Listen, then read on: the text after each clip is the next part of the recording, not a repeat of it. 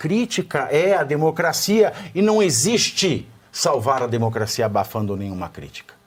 Alexandre de Moraes é um grande mentiroso, porque ele, como professor de direito que é, jamais poderia dizer que para salvar a democracia você tem que matar a democracia. Porque para salvar a democracia você precisa salvar a crítica. Agora...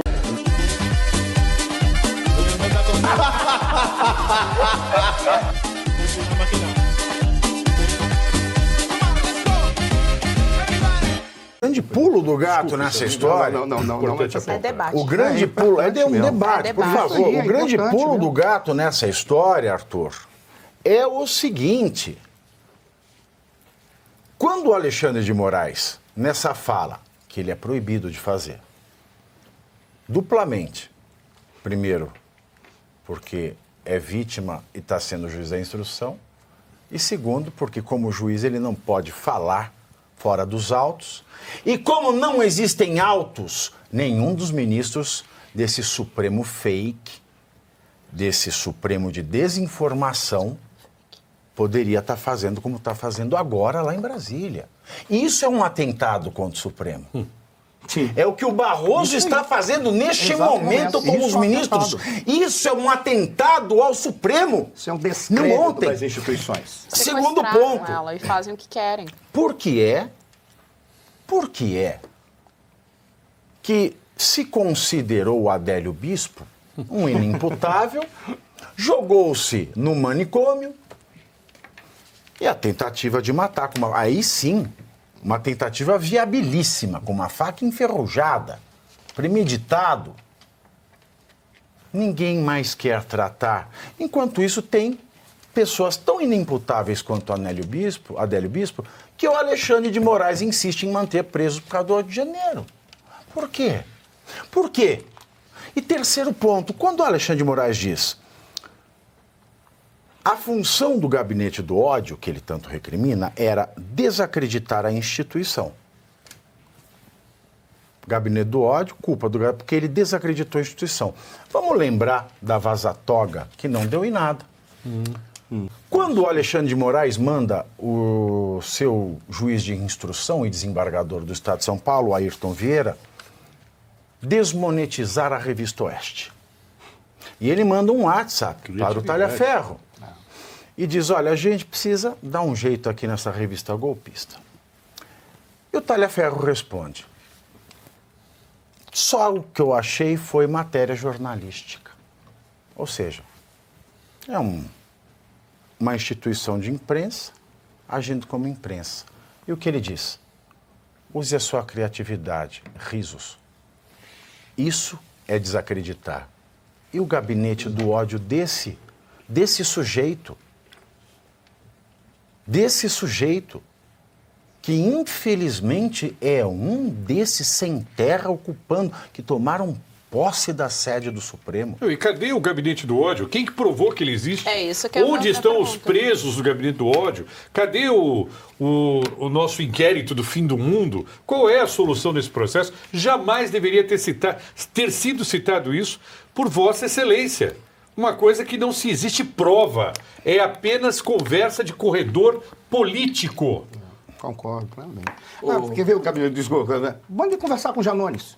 Talvez o Janones explique para ele o que é um gabinete do ódio. Desculpa. Imagina. Fabinato, o discurso do ministro Alexandre de Moraes estaria perfeito se ele fosse um senador e o tivesse feito na tribuna do Senado. Porque aí ele não precisava ser imparcial, ele não precisava ser justo, ele apenas seria um político. O que se espera de um juiz da mais alta corte do país? Imparcialidade, justiça. Na medida em que ele fala, tudo isso começou lá atrás com o gabinete do ódio, se ele de fato fosse imparcial e tivesse preocupado em pacificar o Brasil, ele deveria ter voltado ao dia 6 de setembro de 2018, a facada contra Bolsonaro. Aí ele seria justo, dizer, olha, essa história não está indo bem, começou lá atrás na facada do Bolsonaro, depois veio o gabinete do ódio, que não está aprovado. Ou talvez, Arthur, ele poderia voltar. Que ano foi o caso do Celso Daniel? Vixe, Maria. Bem lembrado. Então, assim, mas assim, só para ele não precisar voltar lá atrás, assim, se ele tivesse mencionado a facada do Bolsonaro, a gente veria que, opa, tem alguém imparcial aí. Mas claramente não, porque a memória dele só começa no tal gabinete de ódio. Então, só reforça a tese de que ele não é imparcial, de que ele fez um discurso político. E o segundo ponto é, já falei aqui diversas vezes, o ministro Alexandre de Moraes ele tem um péssimo defeito. Ele mistura a figura dele com a da instituição Supremo Tribunal Federal. E está começando a ficar claro nessa investigação, que ainda vai levar algum tempo, de que o atentado, né, que nós reprovamos, obviamente, era contra ele e não contra o Supremo Tribunal Federal. Veja que coincidência. Acabou o terrorismo. Que personagem da história se confundia com a Itália? Benito Mussolini. Que personagem da história se confundia com a Alemanha? Adolf Hitler. Quem se confunde com a instituição? Meu querido, eu não sei se o Alexandre de Moraes é ou não é. Eu sei que ele é perverso. Porque olhar para uma criança que chora e deixar a mãe trancafiada por escrever com batom e deixar a rainha do tráfico solta, isso é perversidade. Eu não sei se é psicopata, mas esse é um traço, confundir-se com instituição, deixar de ser humano, não ter empatia para elevar-se à condição de instituição é característica dos dois psicopatas mais notáveis da história. Flávio, desculpa, você ia falar? Eu só ia complementar dizendo, chamá-la ainda de criminosa, porque é o que ele fala.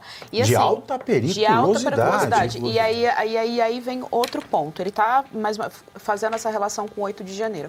Vamos considerar que no 8 de janeiro absolutamente todas as pessoas picharam alguma coisa. Todas elas que estavam lá picharam ou depredaram alguma coisa.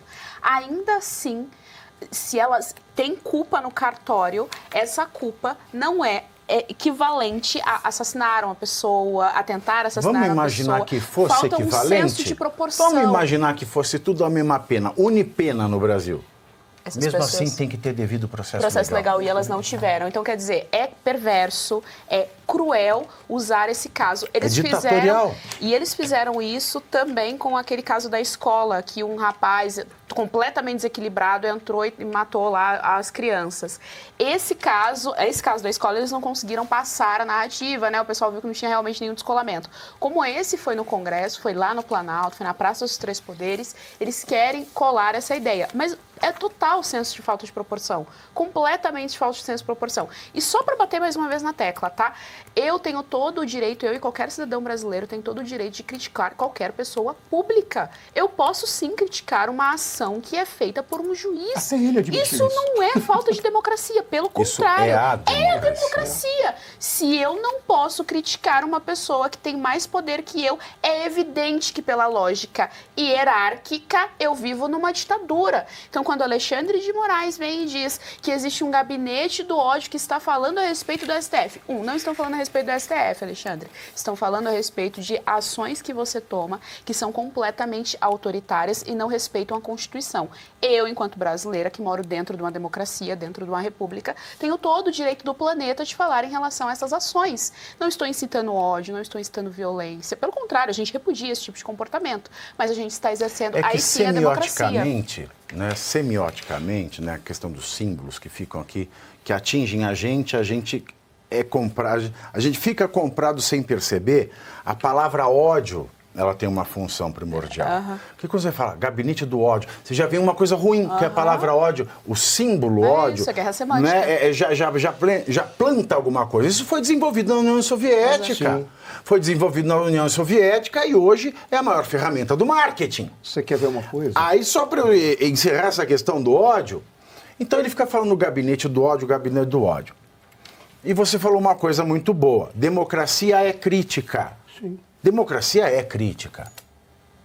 Não existe outra coisa para definir a democracia do que o poder de crítica. E qualquer crítica, inclusive críticas odiosas.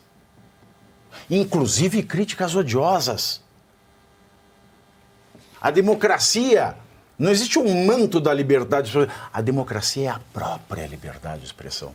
Sim. Vê-se quando começou a democracia em Atenas, ao mesmo tempo que começou um troço chamado filosofia. Ao mesmo tempo. Por que a filosofia nasceu em Atenas? Porque lá eram comerciantes que tinham contatos com todas as outras crenças, viam as diferenças, viam que um fazia o que o outro condena, não dava o castigo de Deus que o outro povo pregava, então eles já ficavam com dúvida, já ficava com a pulga atrás da orelha, já ficava com a crítica na ponta da língua. E, como em Atenas, eles fizeram uma religião de faz de conta, que é uma religião baseada na poesia de Homero, não é uma religião com texto sagrado, é uma poesia. E poesia é aberta à crítica. Então, quando você não tem um texto sagrado ortodoxo, você tem uma economia baseada nas comparações e você começa a criticar, porque você compara as coisas. E quando você tem uma classe mais rica que o resto da população, e você quer dar respostas mais elaboradas e técnicas do que as respostas religiosas dos caipiras da Grécia, nasce a filosofia como filha da crítica. E, coincidentemente, nasce a democracia ao mesmo tempo, que é a possibilidade do cidadão ateniense criticar absolutamente tudo e jogar em votação. Mas antes da votação, tudo era criticado. E na nova votação, é criticado o que foi votado, porque a crítica é a democracia e não existe salvar a democracia abafando nenhuma crítica. Por isso este homem é um grande mentiroso. Alexandre de Moraes é um grande mentiroso. É um grande mentiroso. Porque ele, como professor de direito que é, jamais poderia dizer que para salvar a democracia você tem que matar a democracia. Porque para salvar a democracia você precisa salvar a crítica. Agora, só um ponto importante que a Geise colocou. E vamos ter sobre uns crítica, tempo aqui, nós sobre estamos crítica e nesse relação. Houve agora as enchentes na Espanha. A senhora deve ter acompanhado na região de Valência, e o rei espanhol, lá ainda a monarquia, o rei e a rainha espanhol foram ver lá de perto. Sabe como eles foram recebidos lá? O pessoal jogou lama nos reis. Jogou lama. E nem por isso os reis mandaram metralhar as pessoas que jogaram lama. E o tapa na cara do Macron. O que você diz sobre isso? Macron lá, cumprimentando as pessoas, tomou um tapa na cara. Como é que faz? E as ovadas, que são clássicas em vários políticos mas que você está são pegando criticados. só um recorte, porque se alguém desse um tapa na cara de Hitler, não ia ficar por isso. Por isso que eu estou dizendo e que você está sempre falando aqui. Você ser ditador significa que você é contra a democracia. Então, se você é contra a democracia, você não tem moral para falar de democracia. Professor, o senhor não queria fazer um acréscimo? Tem alguns dados e é interessante. Por exemplo, pegar o caso aí, só fazer um comentário. No caso, sim, os reis foram recebidos com lama, mas o primeiro-ministro socialista foi recebido muito pior do que o rei, porque pelo menos os reis andaram diante do povo para tentar entender, já aquele socialista não andou o suficiente. Ou seja, a gente vê até o conceito de responsabilidade perante o povo, coisa que você não encontra nesses políticos à esquerda. A responsabilidade deles é com o poder. Mas é um dado que você havia falado, Pavinato, e aí, para mim, é bem importante. Uma vez a gente estava conversando sobre as condições necessárias e suficientes para a democracia. Há várias instituições que são necessárias, mas só tem uma que é necessária e seria suficiente se não houvesse as outras. É o direito à contestação e à crítica. Isso é uma condição necessária. Você pode tirar todas as outras, como voto, quer que seja, mas o direito à crítica e à contestação é necessário e seria suficiente se não tivesse outras instituições para existir um regime democrático. Exatamente. Porque o povo poderia controlar os seus governantes. É aí que estaria o poder do povo. Quando você falou da questão simbólica, isso é espetacular por uma razão simples. A União Soviética trabalhava com isso e Goebbels trabalhava com isso também. E toda a esquerda brasileira, ela já incorporou... Goebbels chupou da União Soviética. Sim, porque eles eram socialistas, independentemente de dizer que é mais isso aqui, que é esperto que tá, mas eram socialistas, porque eram inimigos internos, os socialistas adoram se matar. Mas então, vamos deixar de lado por enquanto. Mas a esquerda trabalha com isso e desde o momento que eles incorporaram os ideários de segmentos do nazismo, em 1968, incorporaram a ideia de política do Carl Schmitt, que é guerra, e não a relação inimigo e amigo é que fundamenta a política para o Carl Schmitt. Eles incorporaram isso, eles passaram a usar essa relação simbólica. Quer ver um exemplo? Eu estava na Câmara, eu estava no Senado, estava fazendo pesquisa lá, quando teve a questão do teto de gastos. Como que eles apelidaram a PEC do teto de gastos? a PEC da maldade. Pois é. É o ódio. Exatamente. Eles colocam um símbolo da polarização amigo e inimigo, porque eles não querem entender o que está acontecendo ali. O meu problema neste momento, que a gente já viu que nós não temos a democracia, o Estado Democrático de Direito consolidados no Brasil, muito menos em exercício, é que talvez o ato que aconteceu, independentemente de ser terrorismo ou não, está gerando reuniões que não deveriam acontecer e, neste momento, me parece, pode estar sendo trabalhado, estudado os processos para executar o estado de exceção do Brasil. Eu acho que hoje é um dia que se inicia a institucionalização do fascismo acadêmico sem academicismo no Brasil. Fascismo acadêmico é uma espécie de fascismo que foi aplicado em Portugal e era dirigida por um conselho de ministros a despeito de qualquer constituição ou lei, porque eles entenderiam que é melhor para o país a cada momento da vida dos seus cidadãos.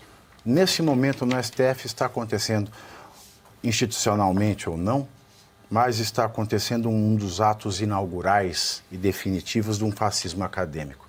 Eu quero dizer uma coisa aqui sobre esse tema, e eu queria encerrar dizendo isso. Eu não uso de violência física. A minha arma sempre é o argumento. E o argumento, é claro, ele é municiado por tudo que eu estudo há mais de 2 décadas em direito. Mais do que ganhar ou perder, ver meu candidato ganhar ou perder as eleições, ver as ideias políticas que eu mais gosto terem sucesso ou não no meu país, me causa mais revolta o fato de estudar por mais de 20 anos uma disciplina que não tem mais utilidade prática. E tudo que eu falo aqui, eu faço através do argumento, através da lei, através da doutrina, da jurisprudência, do direito comparado, de tudo que aprendo e venho aprendendo há mais de 20 anos como jurista. Porque o jurista não é o formado em direito, como muita gente acha. O jurista é aquele que pega e joga a sua vida inteira nas mãos do estudo da justiça e do direito. E eu entreguei a minha vida e vou continuar entregando a minha vida ao estudo do direito. E as minhas críticas ao Alexandre de Moraes não são porque eu voto no Bolsonaro. Não são porque eu sou capitalista. Não são porque eu sou um sujeito que gosta da noção de família como base da sociedade. As minhas críticas ao Alexandre de Moraes não são por nada disso. As minhas críticas ao Alexandre de Moraes sempre foram, todas elas, deixo bem claro, porque ele não respeita a grande paixão da minha vida, que é o direito. E direito que não serve à justiça não é direito. As minhas críticas ao Alexandre de Moraes não são porque eu sou inimigo, porque eu não gosto dele pessoalmente, porque eu tenho projeto de poder pessoal. Não. São porque eu amo demais o direito.